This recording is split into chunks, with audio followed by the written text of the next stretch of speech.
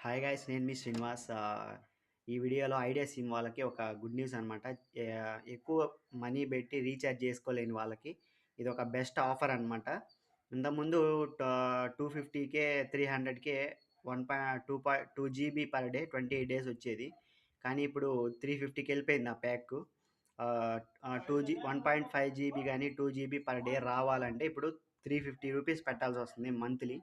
So అలాంటి వాళ్ళకి ఏంటంటే ఒక మంచి ప్యాక్ ఏంటంటే 249 ప్యాక్ అనే ఒకటి ఉంది ఐడియా వాళ్ళకి. 1 జీబీ పర్ డే వస్తుంది 28 డేస్. కాకపోతే ఆ, నా బింగే ఉండదు అనమాట.